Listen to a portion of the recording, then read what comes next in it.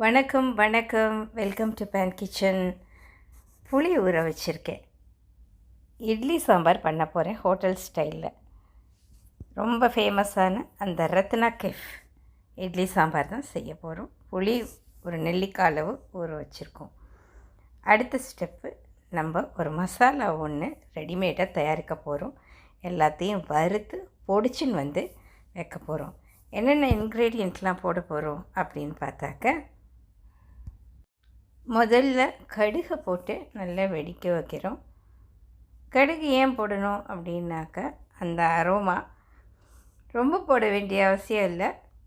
இந்த அளவு, இதில் கொடுத்துருக்கிற அளவு பர்ஃபெக்டாக இருக்கும். இதனுடைய அளவுகள் எல்லாமே நான் டிஸ்கிரிப்ஷன் பாக்ஸ்லேயும் வீடியோவுக்கு கடைசியிலையும் நான் ஆட் பண்ணுறேன். அடுத்தது வெந்தயத்தை வறுத்து எடுத்துக்கிறேன். நான் எல்லாத்தையுமே தனித்தனியாக தான் வறுத்து எடுப்பேன்.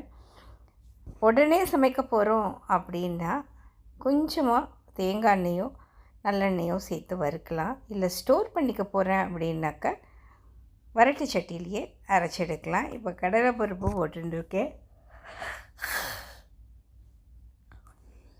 நல்ல பொன்னிறமாக வறுபடணும்.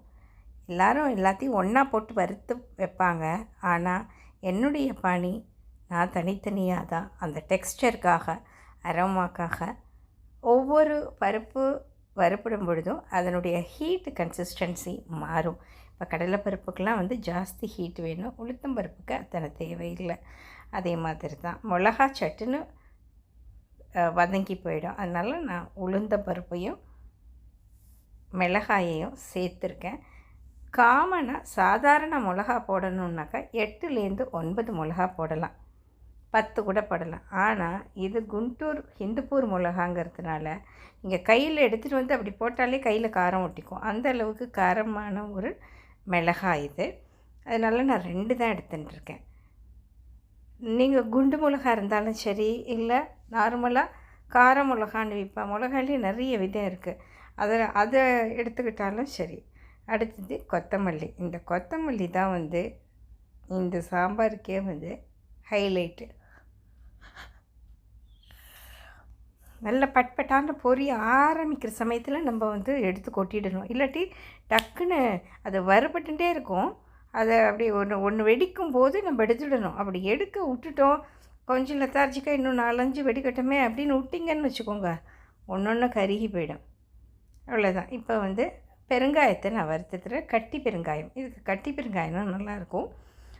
ஒரு ட்ராப் தேங்காய் எண்ணெய் ஊற்றிட்டு அதை நான் வறுத்து எடுத்துக்கிறேன். அதை அப்படியே மிக்சியிலே போட்டு அரைச்சிட்டோனாக்கா ஈஸியாக பொடியாயிடும். இது நல்லா பொரிஞ்சிருக்கான்னு மட்டும் நம்ம கன்ஃபார்ம் பண்ணிக்கணும். செவக்க பொரியணும். இதையும் கன்ஃபார்ம் பண்ணிக்கணும்.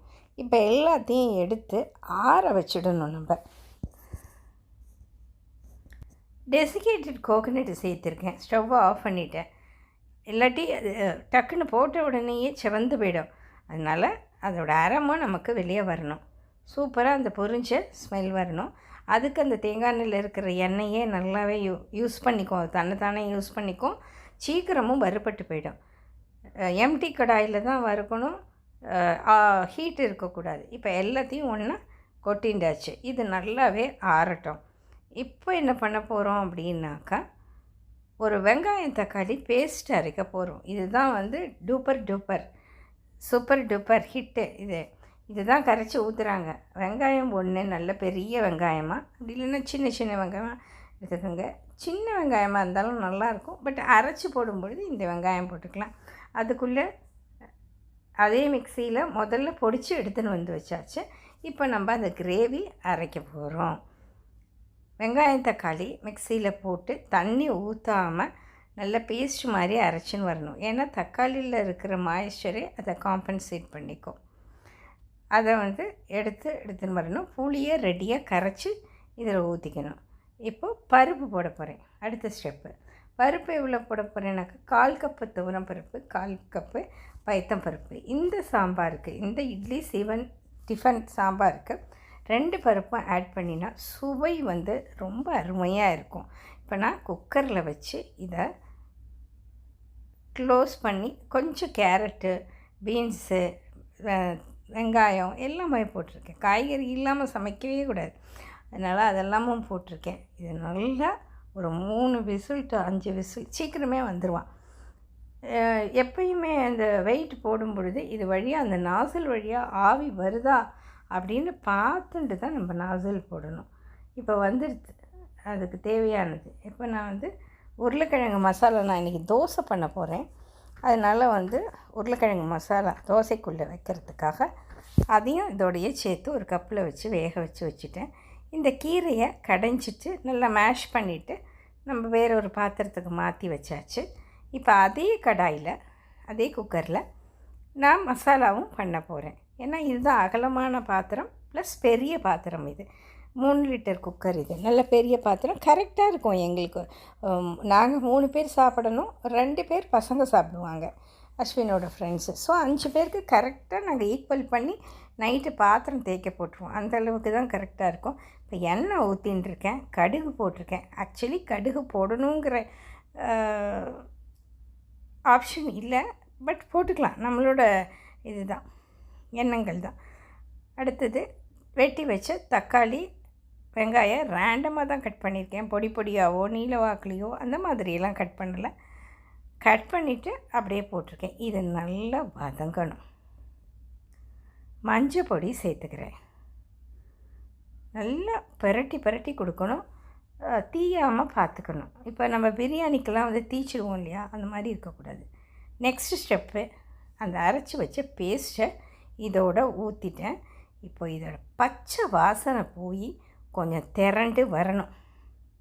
அது வரைக்கும் நல்லா கிளறணும். தேவையான உப்பு. இப்போது நம்ம அரைச்சி வச்சோம் இல்லையா, என்ன அரைச்சி வச்சோம், வெங்காயம் தக்காளி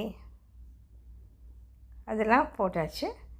இப்போ மசாலா அரைச்சி வச்சோம், புளி தண்ணியும் ஊற வச்சோம், எல்லாத்தையும் கொட்டியாச்சு. இப்போ இது நல்ல தலைன்னு கொதிக்கணும். இவன் அந்த வாசனை இருக்குது பாருங்கள், அப்படியே கொதிச்சு பசி இல்லை அப்படின்னு சொல்கிறவங்கள கூட அந்த வாசனை இழுத்துன்னு சாப்பிட வச்சிடும். இட்லிக்கு வடை இதுக்கெல்லாம் ஒரு பிளேட் இட்லி 2 இட்லி போட்டு அந்த தட்டு பூரா சாம்பாரை கொட்டுவாங்க. அவ்வளோ டேஸ்டியாக இருக்கும். 1 டைம் 2 டைம் 3 டைம் அப்படிலாம் வாங்கி இங்கே இருக்கிறவங்கெல்லாம் சாம்பார் சாப்பிடுவாங்க. ஈவன் ஒருத்தர் என்கிட்ட கேட்டார், மேடம் மீந்திருந்ததுன்னா எனக்கு பாட்டிலில் போட்டு கொடுத்துருங்கோ, நான் வீட்டுக்கே எடுத்துகிட்டு போகிறேன் அப்படின்னு. ஒரு பர்த்டே ஃபங்க்ஷன் ஒன்று பண்ணினோம் நாங்கள் எங்கள் பையனுக்கு. அப்போ இட்லி சாம்பார் வடை பாவு பாஜி அந்த மெனு இருந்தது. இப்போ பருப்பு இல்லாமல் கொட்டியாச்சு, வேக வச்ச பருப்பு இல்லாமல் கொட்டியாச்சு. நல்ல தலை தலைன்னு கொதிக்கணும்.